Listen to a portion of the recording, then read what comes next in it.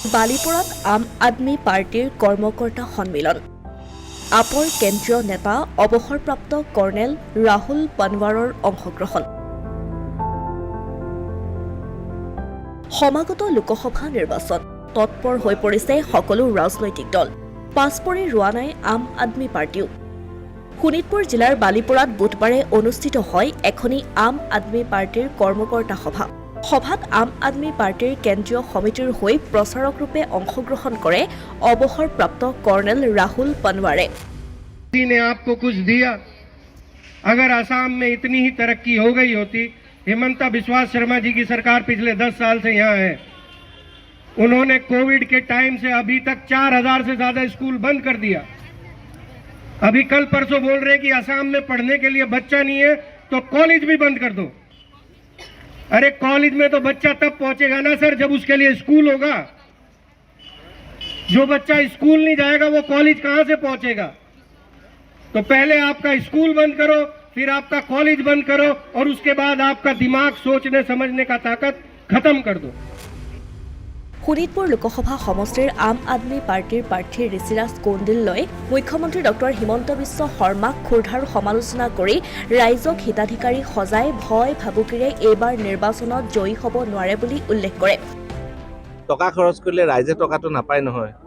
নেতা আহিব পাৰে, কিবা বিজেপিয়ে যিখিনি কৰিলে, আজি বিজেপিয়ে হিতাধিকাৰীৰ ওপৰত হিতাধিকাৰী কৰি আছে, চৰকাৰে লোনৰ ওপৰত লোন লৈ আছে। ৰাইজেতো বুজি পাইছে যে আমাক যিখিনি দিছে পেলাই দিয়া, বাকী লোনৰ পইচা লৈ আমাকে ধৰুৱা কৰি গৈ আছে। দিল্লীৰ চৰকাৰে 9000 কোটি টকাৰ ছাৰপ্লাছ বাজেটত কাম কৰি ৰাইজক চিকিৎসা সেৱা ফ্ৰী দিছে। সেই বস্তু ৰাইজে দেখিছে। ছ'চিয়েল মিডিয়াৰ প্ৰচলন মোদী ডাঙৰীয়াই কৈছিল, আজি সেই ছ'চিয়েল মিডিয়াই মোদী ডাঙৰীয়াৰ এগেইনষ্টত কাম কৰা আৰম্ভ কৰিছে, কিয়নো দিল্লী আৰু পাঞ্জাৱৰ সুস্থ ৰাজনৈতিক পৰিৱেশ আমাৰ গাঁৱৰ ৰাইজৰ মুখলৈ লৈ আহিছে। বিজেপিয়ে কোটি কোটি টকাৰ ঋণ লৈ হেলিকপ্টাৰেৰে নিৰ্বাচনী প্ৰচাৰ চলাই মূল্যবৃদ্ধিৰে ৰাইজক মাধমাৰ সোধাইছে বুলি দোহাৰি ডিব্ৰুগড়ত এইবাৰ সৰ্বানন্দ সোণোৱাল প্ৰত্যাহ্বানৰ সন্মুখীন হ'ব বুলিও কয় প্ৰাৰ্থীগৰাকীয়ে। হেলিকপ্টাৰ ধূলিত ৰাইজ পোত গৈছে। 1,60,000 টকাকৈ এঘণ্টাত খৰচ কৰি হেলিকপ্টাৰত উঠোৱা পইচা দি যদি এজন মানুহক চিকিৎসা কৰালেহেঁতেন ৰাইজ সন্তুষ্ট হ'লহেঁতেন। সৰ্বকালৰ সৰ্বশ্ৰেষ্ঠ প্ৰধানমন্ত্ৰীজনৰ নাম নৰেন্দ্ৰ মোদী। তেখেত এজন ফকীৰ বুলি কোৱাটো 8000 কোটি টকীয়া প্লেনত ঘূৰে।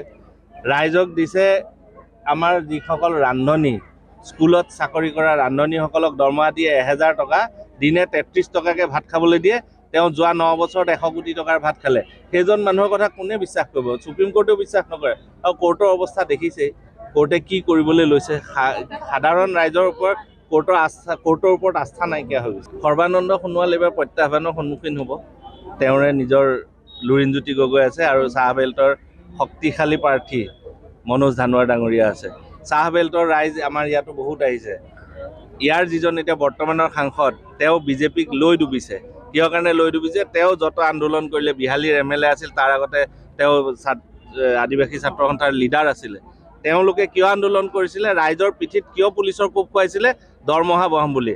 ৰেভিনিউ মন্ত্ৰী হৈ থাকিল।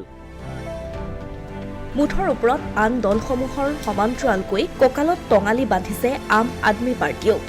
অৱশ্যে ৰাইজে তেওঁলোকক কিমান দূৰ আদৰি লয় সেয়া পৰৱৰ্তী সময়তহে হ'ব লক্ষণীয়। অসমীয়া প্ৰতিদিন ডিজিটেল সংবাদ বালিপৰা।